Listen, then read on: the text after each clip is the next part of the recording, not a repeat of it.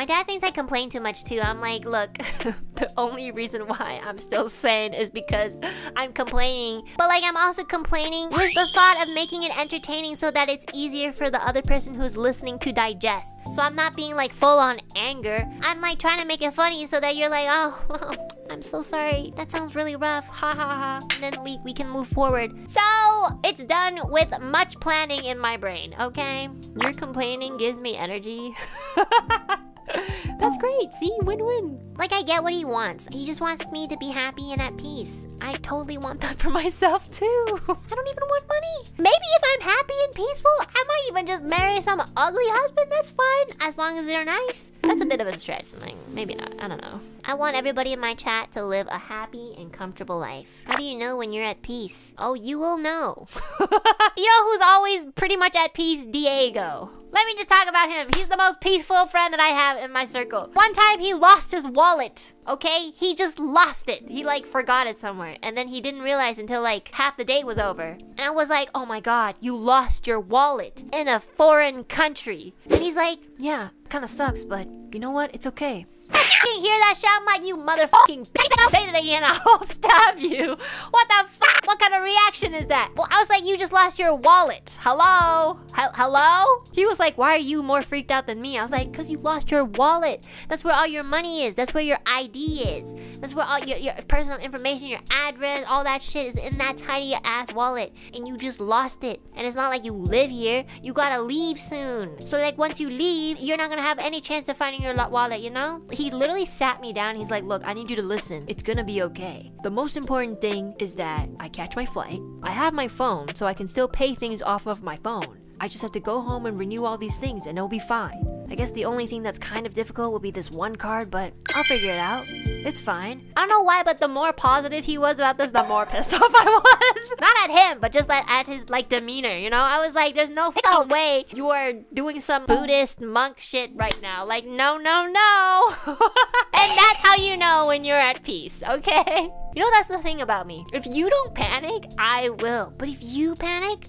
I literally will be into the sage mode and be like, look, you still got your phone. You can renew all the stuff that was in your wallet. And you can lock your cards through your phone right now. So nobody's gonna be using that. It's gonna be okay. Like, that's literally what exactly I would say. But because he was the one that was in sage mode, I was the one that was like, what the f— Chinese pickles, how are you gonna go anywhere without your wallet? You choose to be the opposite. Yeah, I don't know. It's not that I choose. I just automatically go into that, like, because if you think about it, with people like Millie and Mumu, they're a little bit more like frantic compared to me.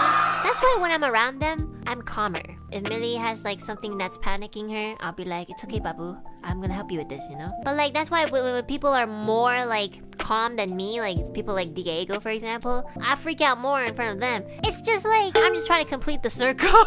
So yeah, depending on who it is, I don't know, I either freak out or like get calmer. It's funny. You balance people's energy. No, seriously, that's what I do. It's not that I choose to do it. I just like feel that way. Does Diego meditate? No, he's just stupid.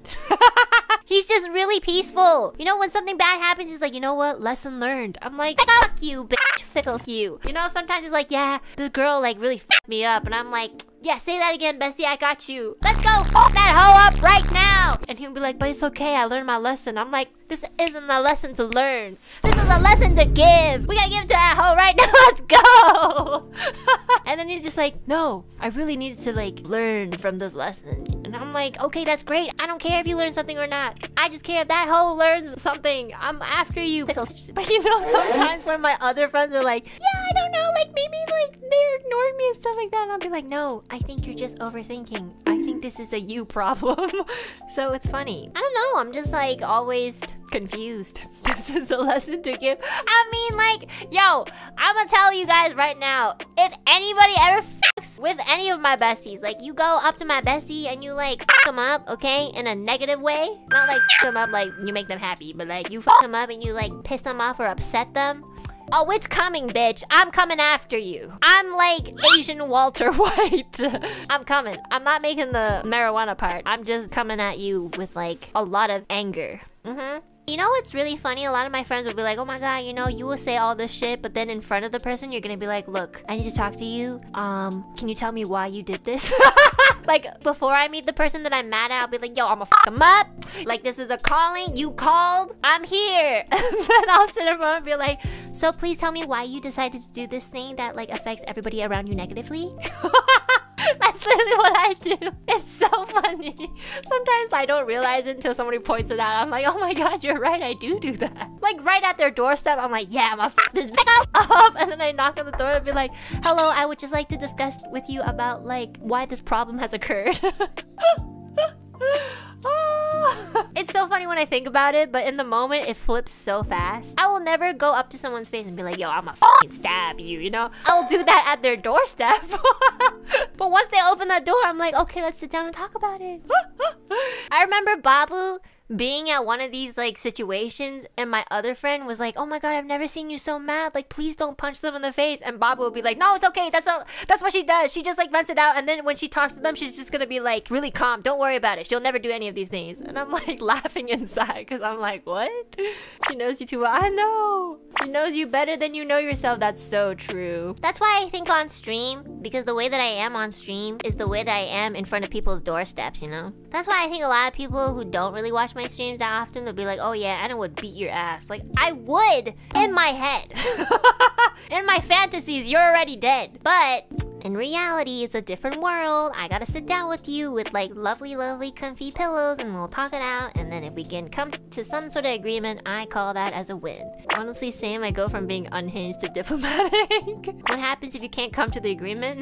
No, I've literally had so many like cases where I don't agree with the other person and I'll be like, okay, I guess that's okay. I'm glad that you talked it out with me and that you sat down with me, you know, to talk it out. So I appreciate that. And then I'll leave their doorstep, close the door and be like, that motherfucker Chinese pickle is so fucking dumb. What the fuck is wrong with that person?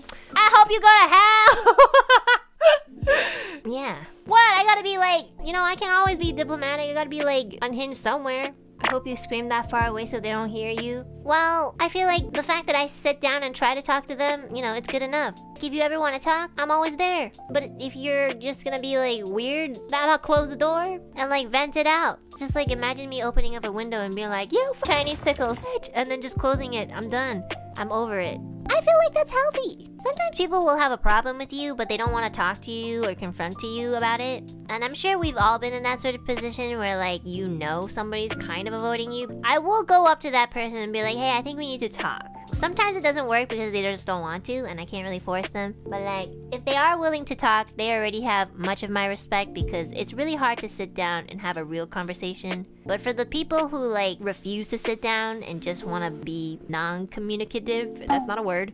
Well, I'ma close the fucking door and be like, yeah, you bitch, I hope you never communicate with anything in your life ever again. And then I move on with my life. Sounds like you make an effort to start healthy communication. Yeah, I try. Thanks for noticing, guys. Always wanted everybody to call me Enna-chan. I'm gonna get demonetized.